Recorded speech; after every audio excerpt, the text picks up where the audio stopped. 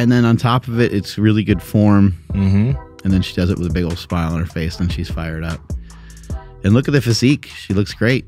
There's a bunch of stuff that I don't agree with when it comes to the making of a quote unquote successful person or quote unquote great. I don't think there has to be suffering that goes on. That is the price that you pay to have that degree of greatness. It's a onesie, right? It's not an outfit that you can pick little different bits about. Definitely disagree with that part where he was saying like it's a onesie. And when you see somebody and it doesn't seem like there was a lot of potential turmoil or trouble, it doesn't seem as potentially engaging. It took me a long fucking time to like grow up, you know? It took me a long time. And the reason why it took me a long time is because I had a kind of soft ass life. I did. I was going to ask you guys, do you think it is a good idea to kind of do the Michael Jordan route, which is like kind of put your own chip on your own shoulder? But if my fuel was like, I remember when he said I would never be good at jiu-jitsu and I should stick with bodybuilding, I'll show him. At a certain point, that fuel is just going to run out. Wow. Oh my God! Behold my glory! Power Project family, how's it going? Now, we partnered with an amazing brand, Bubs Naturals. We actually have some of the products on the table. Their MCT oil powder, their collagen protein, and this their apple cider vinegar gummies. Okay. One thing I want to let you guys know real quick is that the Bubs products, number one, they mix super well. So I've had different MCT oils and I've talked to people who've used MCT oil and mentioned to the copy, and it doesn't mix well. Well, their MCT oil is amazing on coffee in the morning just on its own, but their collagen protein, and collagen is great for joint health, hair, skin, nails, all that stuff, that also mixes just so well into coffee and everything. That's one of the crazy things. But secondly, these freaking apple cider vinegar gummies, I don't ever supplement apple cider vinegar, but they put them in gummies, which is great. 2 per serving. We have literally eaten one of these full things. Andrew and I have split this. And Mark has to be so careful. Like, we give him 2 and we take it away because it tastes so good, but it's actually really good for you. So Andrew, tell them how to get it. Yes, guys, seriously, have just the recommended dosage. Just have 2 of those gummies. Don't have 2 full bottles the way we do. Head over to bubsnaturals.com and at checkout, enter promo code PowerProject to save 20% off your entire order. And what's really cool about Bubs Naturals is they actually donate 10% of all their profits to various charities, starting with the Glenn Doherty Memorial Foundation. Again, bubsnaturals.com, promo code PowerProject to save 20% off. Links to them down in the description, as well as the podcast show notes. Pull up that buff woman again, please. Who is this buff woman? I don't know, but the CrossFit games are going on, and there's some wild shit going on. There's some really, really strong, amazing athletes that are busting their ass. And I saw this girl on Rogue's Instagram page. She picked up a 250-pound, I think it was 250-pound sandbag. She shouldered that shit, and she just looked amazing. And I was like, that is just so dope. Danny Spiegel? Look her up. Danny Spiegel, you say? Look at this effort. Fucking sick. Dude, the strength to just hinge that like that. The strength, and then on top of it, it's really good form. And then she does it with a big old smile on her face, and she's fired up. And look at the physique. She looks great. Got some good abs. Thighs are looking thick. Strong as shit. It's fucking amazing. I don't know if people understand how difficult that shit is. You know, a 250-pound bag is very, very awkward to try to lift. And I think I saw some of the guys, they were lifting some of the sandbags. They were, 300. And I think the guy that won it last year, Justin, I saw him do like a 330 or something like that. It's impressive. You know, you got to keep in mind these athletes, they don't weigh nearly as much as the strongman guys do. So strongman people are lifting up all kinds of crazy shit, but they also a lot of times weigh 300 or 400 pounds. Dang, is that sandbag thing new? I've never seen that in any old CrossFit game stuff. It's a little newer. Yeah, I haven't seen it before, but it's kind of nice that they're mixing stuff like that in. The deadlift has been in a lot of CrossFit competitions before. There's obviously been a lot of like hip hinging type things, but that just brings a whole nother, on a deadlift, you have potential to hurt your bicep and to do this and do that. But with that sandbag lift right there, I mean, that is, if you don't do that the correct way, yeah, you're going to get banged up pretty bad. Yeah, and that's like a CrossFit competition, whatever, that like you can't really clown on.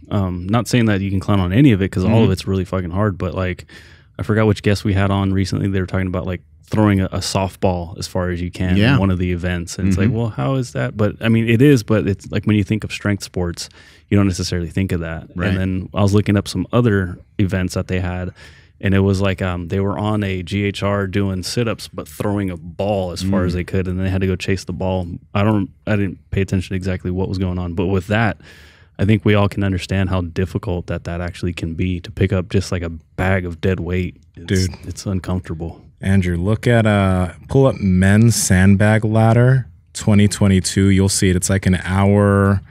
It's a long ass video, and at the timestamp 1 minute or 1 hour 6 minutes, I think that's Justin Medeiros doing a 350 sandbag. Men's sandbag ladder. What was the timestamp? 1:05:55. Oh, 1 hour. 1 hour 5 minutes 55 seconds, or just 1 hour 5 minutes 50 seconds. Guy's a monster. Yeah, and he also sleeps on an 8-sleep mattress. Getting that recovery. Yeah, buddy. Yeah, he. Again, these guys are like 200 pounds. Look at the mullet. Oh, the mullet. He's going into it some class. You keep in mind that too, like, again, this is in CrossFit competition. This is after they've done a bunch of other shit. On top of that, this is a sandbag ladder. So this is just one of the lifts. He did a bunch of lifts previously to get to this one. Mm-hmm. Was this one of the events where like only a couple people were able to actually do the lift, or did a bunch of other people do it in like a slower time or something? Knocked out a few people, like just couldn't, like, I think you keep it gets going. It's a ladder, and so it gets to certain weights that people start to fall off. But it's really fun to watch this kind of stuff, because sometimes when you're watching say like powerlifting, you watch powerlifting and you'll see 3 guys go up to a deadlift bar, and one guy selects 633 pounds, the next guy selects 666, and the next guy selects 733 or whatever. They're not lifting the same weight, so you don't see the direct competition. But when you set things up like a ladder, which they did for the men and the women at the CrossFit Games this year, you lift the same weight. I think sometimes in strongman you can start at different weights. Like if I'm stronger, I could choose to wait until you start picking up something heavier. But for the most part, you got to lift the same weight. So if all 3 of us are going, it's like we all have to lift a 200-pound bag, then the 220, and you start to see like, oh shit, I wasn't expecting that. I didn't think that guy was going to fall off. He wasn't able to do it. Oh shit, the other guy's still going. Like this is amazing, and you get to really watch it, and you become. It's I think it's helpful in terms of like being a fan of a sport. I actually wish that powerlifting would do. They call it like a round robin. I wish powerlifting would do something similar. But sometimes powerlifting, for each lift, sometimes there's somebody that's that much further ahead of everybody else that it makes that same setup kind of difficult. Yeah, it's pretty interesting, like watching like strongman stuff. Not interesting, but it just like whatever the event is, you just assume like, oh, this is what they do. But every once in a while, there's an event that's stacked up against everybody, and then it's like, oh shit, nobody even completed a full rep or whatever it is. So it's like, well, how close did everybody get? Then you start like breaking it down by that, and it's like, fuck, dude, like some of these things are set up so difficult for these people, and it's like we don't even think about it that much.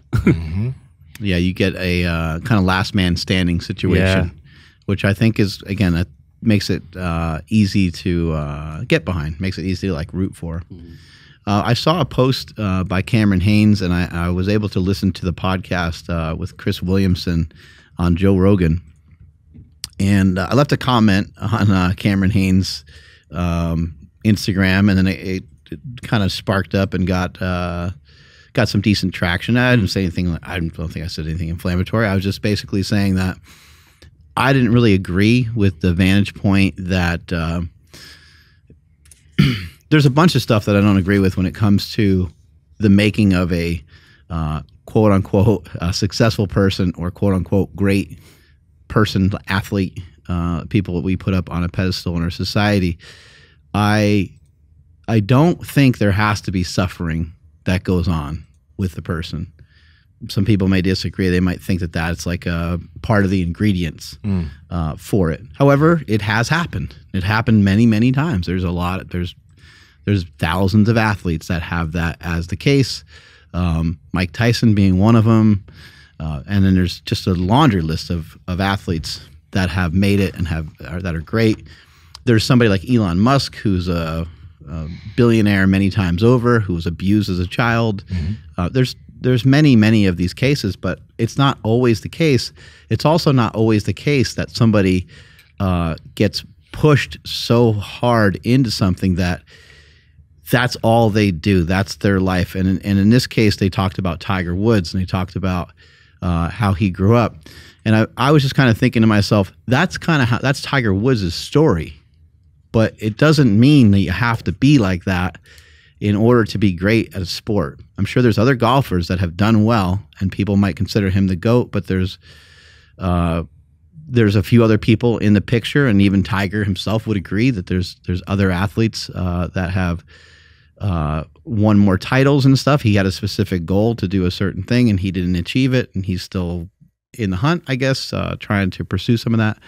But anyway, your life doesn't have to fall apart and be in shambles in order to be great. Like, you don't have to have those two opposites at play all the time. At least I don't think so. So that's kind of what I wanted to talk about openly, and maybe we can play the clip in a moment. You want to play the clip right now, or sure, play it. Get into it right here. Having a golf club in your hand at 2 years old, having a father who's maniacal and obsessed and forcing you to do this, and then getting all that time in as your body is learning and developing. So the thing about Tiger that was interesting with his father is he would push him incredibly hard, say these white people are never going to accept you on this course. And he had a safe word, the same way that you would do during rough sex. It was called the E word. And his dad would say to him, if it's getting too much, if it's ever too much, just tell me, just say the E word and everything will stop. And Tiger never once said it. Wow. And the E word was enough. Wow. So he would fuck with him so that Tiger would get better. And he told him, look, I love you, but I'm doing this to make you better. Yep. And if it's too much. Roll the clock forward now. So talking about the price that people pay to be the person that you admire. Everyone would look at Tiger Woods narrowly bound, like, I want to be as good of a golfer as Tiger Woods. And you go, yeah, okay, but do you want the childhood? Do you want to spend maybe half a decade out of the sport with injury because of how hard you've pushed yourself? Do you want to struggle with self-worth to the point where you basically can't have a long-term marriage? Do you want to be chased down this driveway with your wife in a golf club? He fell asleep at the wheel. He broke both of his legs not long ago. He's been on antipsychotics. Like, that is the price that you pay to have that degree of greatness. It's a onesie, right? It's not an outfit that you can pick little different bits about. You don't get to choose one element of someone and say, I want that. It's like, no. All of these externalities, all of the things that you really don't want, they came along for the ride as well. And that's why jealousy, overall, like, do you want to take the whole outfit? Because you can't just have the one thing. Jealousy is kind of dumb. Well, I definitely disagree with that part where he was saying, like, it's a onesie. It's like, just because I want to have the drive and the determination of somebody like Tiger Woods doesn't automatically mean that I'm also going to be addicted to sex to where it's going to ruin my marriage and shit. Like, that part, I didn't even pay attention to that the first time you sent the video over. I don't know why I just caught that now, but I definitely disagree with that. There's some other things that came along after, I think. Like, I think some of those things developed. I don't really know for sure, but I think they developed later on. Tiger Woods' greatness and how awesome he did at golf was something that people got attached to long ago, and seemed like a great success story. But then he ran into some issues, some personal issues, which I think are almost still, aside from the fact that, like, my main focus on this in particular is not so much of what happened to Tiger Woods later on. Got it. Even though that is part of the story, my main focus is on, like, the way he was treated as a kid and the way he was trained when he was young, and the way that it seems like at some point it led to some negative outcomes later on in his life, right? Like, it seemed like it worked for a while. It seemed like he accomplished a lot of things he wanted to accomplish. And again, my main thing on this is just, that's Tiger Woods' story. I don't think this has to be the case with a lot of other people. And I think sometimes when people see stuff like this, I think they think like, oh, that's like, I don't have a story like that. I don't have like a, you know, a big comeback story, or I don't have that much turmoil. I didn't have a dad that like, you know, pushed me and drove me so hard. Or like, I don't want to have to make that type of sacrifice to be that person. Like, why would I do that? That makes no sense. Of course, I'm not going to do that. Right? Exactly. It is really interesting though, because I think like some of that stuff does make for a more compelling story. Like when you hear about all the things that somebody's gone through to get from point A to point B. And when you see somebody and it doesn't seem like there was a lot of potential turmoil or trouble, it doesn't seem as potentially engaging, because like people that come to mind are Steph Curry, who's done some insane things in the NBA at this point. LeBron James, we mentioned Tom Brady, Shaq. You know what I mean? Like a lot of these individuals are greats in their own right, but they're not people that we would think or assume have psychopathic behavior. Because at the beginning of this clip, you know, Joe was referencing Michael Jordan and was saying, he probably kind of has a mental illness maybe. Because, you know, Mike even talked about in his documentary how he's kind of crazy. Like he couldn't go without winning. He would take he would make up narratives to drive his competitive edge, so that he'd be like, I'm going to kill you because this is what you did. And his opponent's like, I never did that. That was wrong. You know? Yeah. But I mean, there's only a one of one as far as Jordan, but there are many greats who seem to have, like, yeah, you make certain sacrifices in certain areas because you do have your focus and you're just sporting as an athlete, but they have great family lives. They're doing great by the community. They seem to be pretty level-headed. They're not getting into any crazy scandals. Right. You can, I mean, not everybody can become a great at a sport, but if that's your goal and you're truly heading towards it, you don't have to have crazy ups and downs or just crazy turmoil to get there. I think for some people it is beneficial. I think for some people that is their story. Yeah. You know, Mike Tyson being one of them. I think Shaquille O'Neal, his dad wasn't around, I think, when he was young, and Shaq's one of his things was like, you're going to know my name. You're going to know who I am. Like you were never around, you know? And then his dad did come around later on. And then it took a while for them to reconcile, I guess. But, and there's a lot of circumstances like that. Like I remember when I was coaching football, we had these kind of helicopter parents, and they're like, you know, what do I got to do to get my son like to the next level? And I was already thinking like, well, it's already too late. Like your kid's pretty uncoordinated. They don't move very well and they're 15. Like you would already know, like if they're on track to do something, you would already know. But sometimes in some cases, some of the best athletes that we've seen, they get neglected. A parent leaves or something like that happens and the kid interprets that as maybe they don't want to be a burden to their mother, maybe they want to be a burden to their father, and so therefore they that happened with my wife. Her dad died when she was 10, and my wife was like, I'm never going to get in the way of mom. I'm going to I'm going to help her out as much as I possibly can.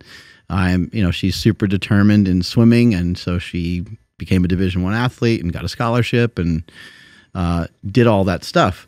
Now, did she need that to happen? Maybe for her, she did. Maybe for some particular reason, that was her path. Does somebody else need that to get a Division I scholarship? They need their dad to die. Do they need to? Maybe my wife made a lot of sacrifices to be a swimmer. She's talked about them before. But my wife also drank her way through college as well and had a lot of fun, it seems like. I don't want to get into it too much. It's kind of a rough topic. But anyway. But anyway, I think she lived a balanced life through her college years, and she was a Division I swimmer, and she became captain of the swim team. Like, she had these responsibilities, and she was able to handle it. So not everybody has to sacrifice everything, even just for myself. Like I'm not like a Tiger Woods. I don't even think I was ever great at anything. I did the best I could with lifting, and some cool things happened for me. But when it came to lifting, you know, I had my kids, I had my family. My kids were really young as I was building the business, as I was doing some of the lifts that I was doing. And all hell didn't break loose for me. I mean, it felt kind of crazy here and there. But I felt good about everything. I didn't feel, there was stresses. There was things, I had to be home at certain times. I had certain obligations, just like anybody else that has children. I was around when my kids were really little. I remember what it's like to miss some sleep and stuff like that. But even stuff like that, I think people are a bunch of pussies. When it comes to like having a child, which is one of the coolest things that could ever happen, it's ruined by the person being like, I ain't getting much sleep. And it's like, Jesus Christ. Well, of course your sleep's going to be a little compromised when you have a kid. So there's going to be compromises. There's little tit for tat on everything that happens in your life. But just because one thing slants one way and then has to slant the other, it doesn't always mean that has to be somebody else's story, somebody else's way. You don't have to be like Gary Vee to be an entrepreneur. You don't have to be from an immigrant father that you saw working his ass off, that you saw good leadership from him. It doesn't have to be that way. That can be part of your story, but it doesn't have to be that way. So there's many different people that achieve greatness who don't have these like deep-rooted scars. And I hear it perpetuated a lot, and it's kind of frustrating to me because I'm like, I know a lot of people that are doing really, really well that don't have those scars like that. They might have like some scars because they may have kept track of stuff. That's different. That's like the Jordan type stuff. That's like writing or taking a newspaper clipping and putting it in the locker room. Putting a chip on your own shoulder. Yeah, getting everyone all fired up. Like that's different. That's very common amongst people that are great. But it still doesn't mean that a huge tragedy happened, and it still doesn't mean that you were driven to the brink of madness by your dad. If there's anything that we need to pay attention to as far as the common through line in terms of people that are great, it's not necessarily like the traumatic experiences. It's like the time that they've spent on their craft. You know, when you watch, some people aren't big fans of Dave Chappelle, but I fucking love Dave Chappelle. He's my favorite comic, man. But when you hear about like how he went to a theater school, I forgot the name of it. Well, anyway, he went to a theater school when he was younger, but he was in comedy clubs at the age of like 15. Like his mom would take him to go do stand-up with adults at like 15 years old, 14, 15 years old. And he was killing, like he was killing crowds at that age. So he was getting adult experiences as a kid, and he's been at that craft forever. So when people see him and people see like the success he had at the Chappelle show, and then he leaves and he goes to fucking Africa and comes back and then and does so well and just kills. It's like this man has been at this since he was a teenager. That's why he's the GOAT, you know? It reminds me of Kobe. Kobe was playing with the 76ers when he was like 15. I mean, picture that. You're 15 years old and you're playing with like pro players all the time. Yeah. Fucking nuts. Exactly. Like the biggest thing is a time thing. So if there's anything you're trying to do, we're not saying that you need to try to be the GOAT, but if there's anything that you really want to be good at, don't think that you need some type of big trauma or it had like, you have to give yourself a lot of fucking time spending at it, and it might cause you to sacrifice other things like partying or doing things that all your other friends do, drinking, being up late, whatever. That might have to be your sacrifice, but it's not like your daddy doesn't have to beat you for you know, for you to be good or great. And I'm not trying to make light of abuse, but at the end of the day, it's like that is somebody else's story, but it's not everybody's. And I know what you mean by seeing it perpetuated. It took me a long fucking time to like grow up, you know. It took me a long time, and the reason why it took me a long time is because I had a kind of soft ass life. I did. Like my parents were fucking awesome. They were both there. They both gave me hugs and kisses and kissed my boo boos, and but they were also there to discipline me and to give me good examples of people, and to also show me like the value of hard work, and that life doesn't need to be chaotic. Life doesn't need to be angry. Like most of the stuff that I went through as a kid, most of it was pretty damn happy. It was pretty damn like, my mom would even like say stuff like that. Like she would, you know, if I got frustrated or upset or something, she would just be like, oh, you know, it doesn't have to be that way. You could choose to be like happier. You could, and I'm like, but I'm pissed, you know? And so it's just like I've seen those positive examples around me for most of my life. And there's things that have happened within my family, just like that happens in everybody's family, where you can look back and say, yeah, like that fucking sucked to go through that. I think every person experiences their own things like that.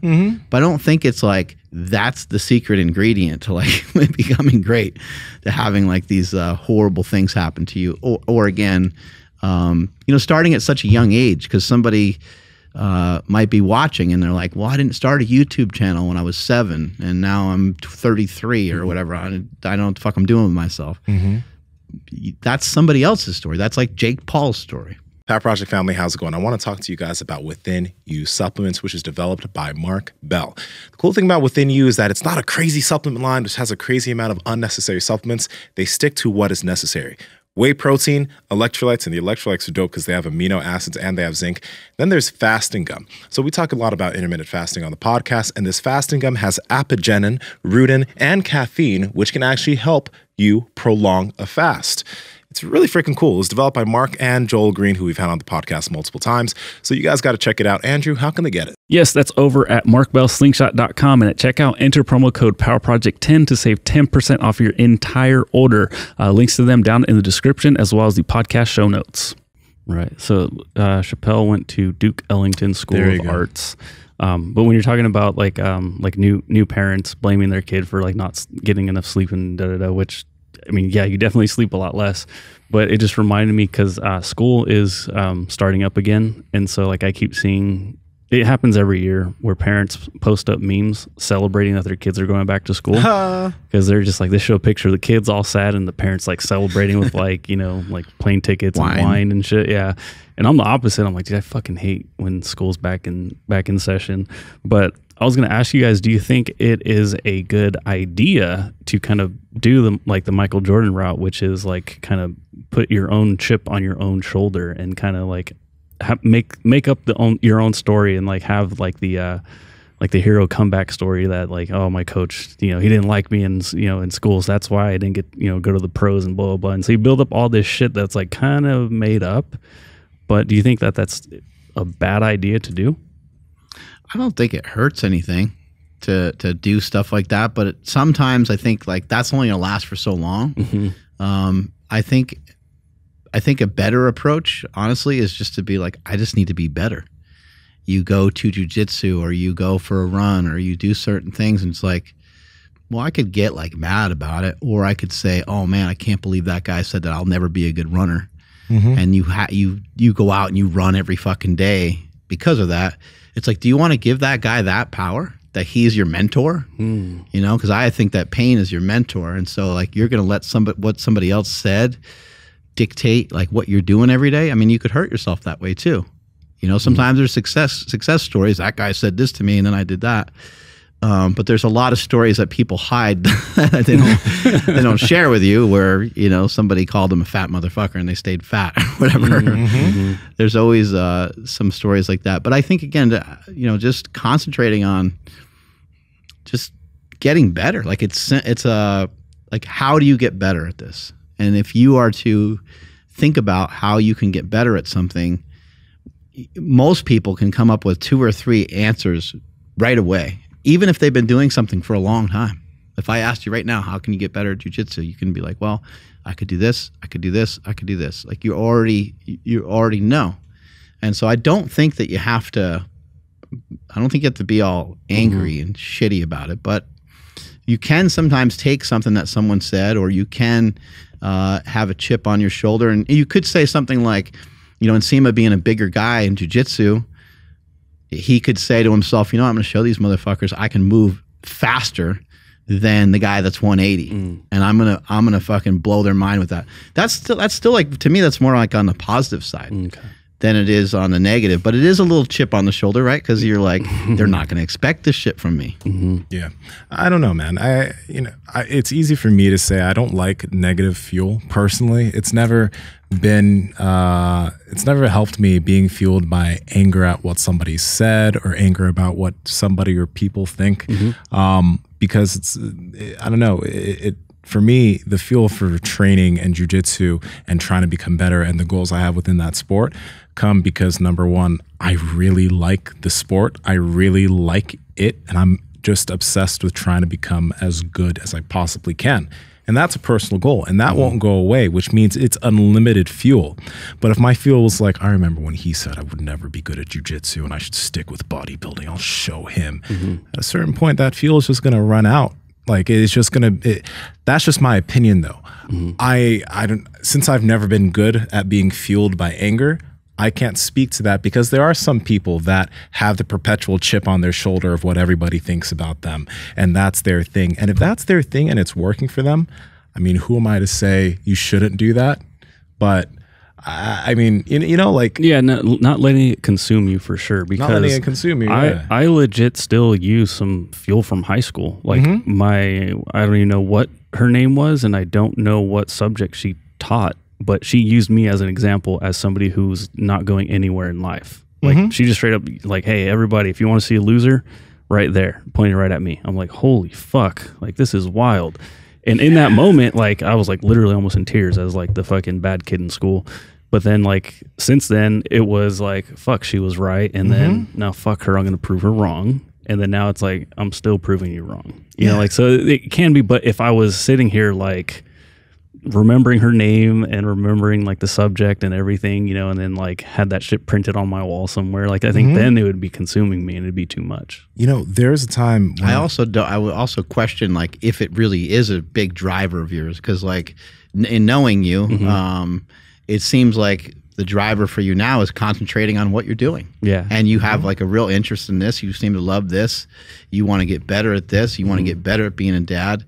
And it seems almost like that, you know, if that did happen, but it's like, that's like more like. It's in the rear view. Yeah, it's in the background, and you kind of know better than to like give that too much power, right? Like it just seems like that's the way it is for you nowadays. Yeah, no, and because like I'm even bringing it up, like I am kind of reaching, because like I haven't thought about it in a while, but it did drive me for a long time it was like, fuck, was she right? And then it's like, no, I'm going to prove her wrong. And then it's like, I'm proving her wrong currently, you know, like still. And so that's why I brought that up, or the whole question was just because like I kind of did use it, but I guess I don't use it anymore. And I was wondering like, oh, like maybe if I tap into it again. But I remember we've had this conversation before in Nsima where like you're talking about like not allowing the negativity stuff to like fuel your workouts even. And it's like, yeah, it's not good to kind of reach onto that dark side. It's way better to be what's it called, like anchored to something more positive, which is what I do now. When I played soccer when I was younger, I had a conversation with my mom once, because my dad left like a few weeks after I was born, and I had a conversation with her when I was a teenager, because I was saying like, yeah, I want to show him that like I'm gonna be able to be great without him, blah blah blah. And she's like, why? I was like, well, you know, you raised me and you put all this work into it. I don't want to show that like I did this without his help. But she was like, well, you should still love him. He's your dad. And it doesn't make any sense for you to like, how long are you going to do that? How long is that going to last? And when I thought about that for a while, I was just like, yeah, what the fuck? Like, why am I fueling like, I'm gonna show you daddy? Like, and then from there I was like, yeah, you know, like it's not that big of a deal. It's not something that doesn't help me. It doesn't make me feel good. So I just stopped thinking about that as a reason I wanted to do well at whatever it was that I was doing. And I never used that as fuel again. And I've been good for it ever since. But, you know, for some people, that is the thing. You know, for some people, it's like the parent that wasn't there or the love that they lost. I don't know. But yeah, I don't know. For me personally, like I've just learned that, I don't know, for me, negative fuel isn't fuel. It doesn't last very long. You know, it's not internal. You know, if I don't have a love for something, like I really like jujitsu and I really like the physical aspects of it, that is perpetually always there. It's not going away, and it's going to keep me moving in the direction I'm trying to go. Yeah, and I think what fueled Tiger Woods for so long too was an interest in golf. You know, I think him and his dad, I think they were both like on a mission. You know, how lost did he get in that mission, or how lost did his dad get in trying to steer him that way? At least from some of the videos and some stuff I've seen, it seems like they got lost in it a little bit together. But also, we do have to say, we've never seen anybody quite like Tiger Woods. One of the greatest athletes of all time, period, regardless of sport. He came in at a young age. He was just completely ridiculously amazing at such a young age, like a child prodigy type thing. And so What's it like to be him? What's it like to be that way? I don't know. But is it possible for somebody to play to a similar level at a young age and to do well without it being a giant negative? I think we've seen other athletes do it before. So I would again just say, like, I don't think things have to be that way. The Mannings come to mind. I don't really know their story a ton, but I mean, it appears that even though their dad played professional football, I don't know how, like, forced they were, but Eli and Peyton, it seemed like things were relatively positive. Their dad played pro ball. They were like, that seems cool. And the three sons, they all wanted to play pro. I think the oldest one had like a health issue, and he was supposedly ridiculously amazing as well. The genetics were there. The kids decided to push it as far as they could.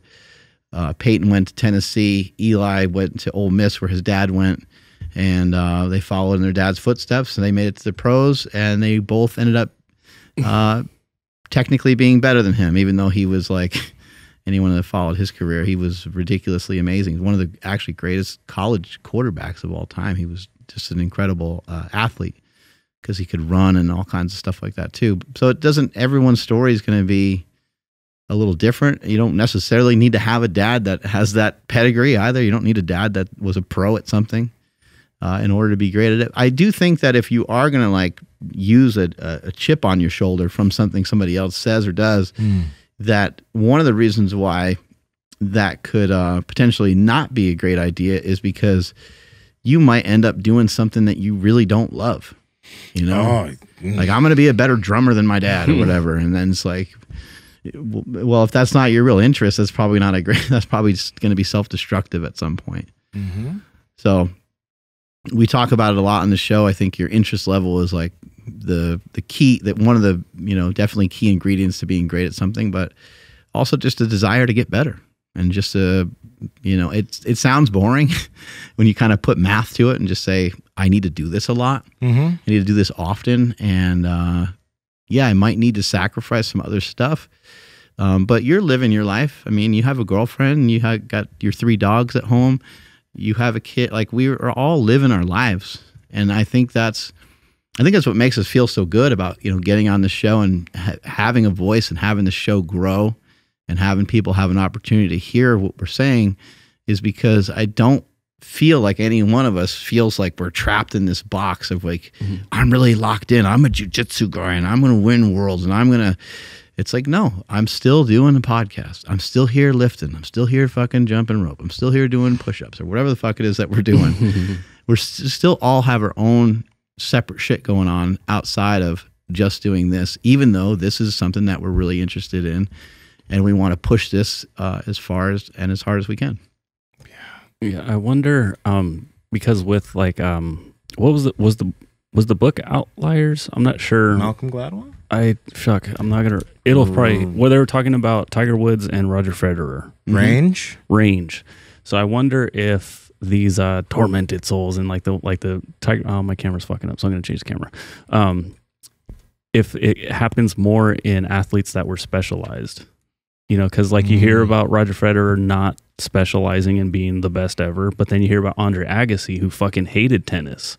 It was also one of the best ever, but I think he was specializing because he wasn't allowed to do anything else other than play tennis. So he has that story where like, oh, my dad forced me to do it and I fucking hated it.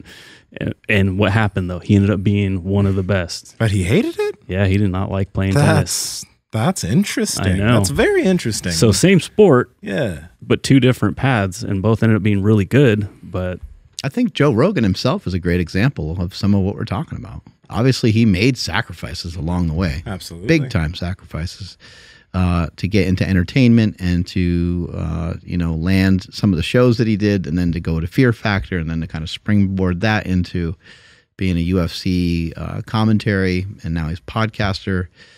But he has the biggest podcast that there is, and he didn't stop everything else that he did to be the best podcast. He didn't white knuckle the podcast. He just is like, I like having conversations with people. I think I'm going to record it. And I think while I'm going to record it, I think I'm going to get high with some of my friends and just talk some trash. It's almost like locker room talk in a way. Like it's cleaner than that, but it's a little bit that way, right? Of just, he probably got a window into that or an idea into that via being backstage at some of these comedy shows, talking to his friends. He's probably like, I bet people would think this is really fucking intriguing. Mm-hmm. Me and Joey Diaz talking about fucking aliens. Like, I think this would be dope if people fucking aliens. He's always talking about aliens, right? Not having intercourse with aliens, but okay. Fucking Okay. aliens. No, the aliens usually do the probing, I think. What's wrong with that? No, nothing, but they usually do the fucking. Yeah. It's funny, dude. So they usually fucking us. I went down this fucking YouTube algorithm rabbit hole where like I clicked on a Rogan clip, a JRE clips video about aliens, and now my whole feed is nothing but Rogan clips on aliens, which motivates the fuck out of me because like sometimes I'm like, man, do we need to talk about something other than diet today?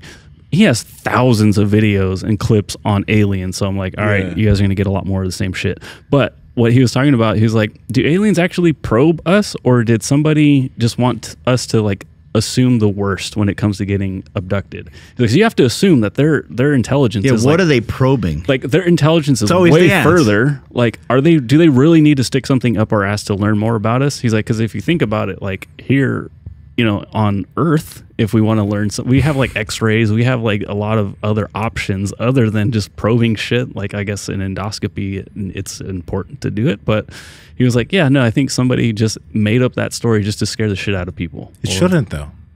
It was on South Park. You should just go for it. Just relax you and know? do it. Exactly. I don't, you know, I think that's perfect. South Park? Yeah, it was on South Park. Getting the anal probe.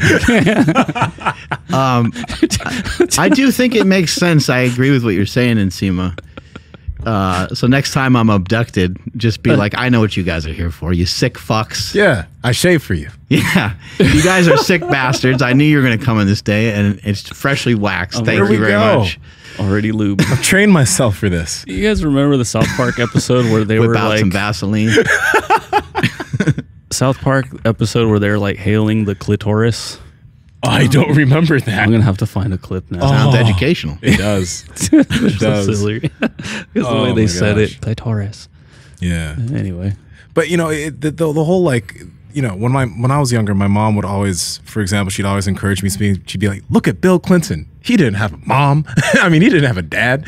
And you know, the thing is, there's so many stories with so many people from different backgrounds that the comeback story is great. Yeah, and the thing is that like, it's good to look at those things and be like, okay, whatever my background is, I can do it despite this, because some people are poor, some people aren't, and we're in a lucky place in this country to be able to have certain things that can allow us to overcome that. So it shouldn't, you know, that whole tiger thing. I don't know. It's weird to think that you have to have crazy amounts of trauma to get to some level of greatness. You don't. And if you do, you can still get past it. That shouldn't be then a reason why you can't become great. So it's actually pretty cool looking at all the shit that happened to Tiger Woods, because if you are someone who's dealt with quite a lot of shit when you were younger or anything like that, there's still motivation for you to be like, I can still get to some form of, if I have the patience and I put the time into what I'm doing, I can still become very good or great at what I do. And there does seem to be like maybe a pattern in some of these people that have been neglected or abused in some other ways, to the point where they do a good job of getting locked in and locked onto what it is they want to be great at. And maybe like not every story is like such a tragedy, but sometimes it's somebody just growing up with like a lot less means. They just came from a different country, or they, you know, there's many different scenarios, and they're just trying to make the best of it. You know, they came from a different country. They weren't as well off. They are just trying to make the best of it that they can, and they lock in and they lock on to getting really good at something, because they don't really have like something to fall back on. Yeah. We see that very often, and but that's also just something that you can make up in your own head. You can say, I'm going towards this and I don't have a choice. You know, failure is not going to be part of my story. I'm just going to fucking keep plowing forward until I'm successful. So you can like not have a safety net, and or you can pretend that you don't have one. Either way, like for myself, you know, again, growing up like upper middle class, like I had a safety net. I could have utilized it. I chose not to ever think that I ever had one. You know, I chose just to think like I don't have a safety net. I'm gonna fucking forge forward, and I want to figure out my own life, my own way. Just because I'm more interested in that. There we go. Did you ever find the clitoris? Oh yeah, I don't know if you guys. I don't want to fuck up. Did he ever? Oh, he did. Oh, I did. Oh, he found it. Oh, I definitely. Many haven't. Many still haven't. That's so sad. You know, it's just a little button. Yeah. No, look how big this one is. And get it a little larger. Wow. Afraid. Oh my God! Behold my glory! What are you? I am. The clitoris. Oh, what the fuck is that? Somebody fucked it up. But but that's what it looked like. That is not an ordinary clitoris. That is a clitoris on some testosterone. Turn to a little wiener. Andrew, take us on out of here, buddy. I wish it didn't fuck it up at the end with that stupid voiceover. Ah, that's kind of funny. Oh, it was funny. Thank you, everybody, for checking out today's podcast. Please drop us your comments down below. Let us know what you guys think, because I was looking at some of the comments on your comment on Cameron Haynes' thing, and you know, right away, the first one is somebody saying that it's far more common than not that somebody is on the Tiger Woods side of things, where they can't like keep the rest of their life together because they're so hyper focused. So let us know what you guys think down in the comments down below. And please subscribe if you guys are not subscribed already. Turn on all those damn bell notifications. Follow the podcast at MB Power Project on Instagram, TikTok, and Twitter. My Instagram, TikTok, and Twitter is at I am Andrew Z. Nsima, where you at? It's at the top and it's hooded. At Nsima Inyang at Instagram, YouTube, at Nsima Inyang on TikTok and Twitter. Mark. Gotta like roll up a little bit. I'm at Mark Smelly Bell. Strength is never weakness. Weakness never strength. Catch you guys later. Bye.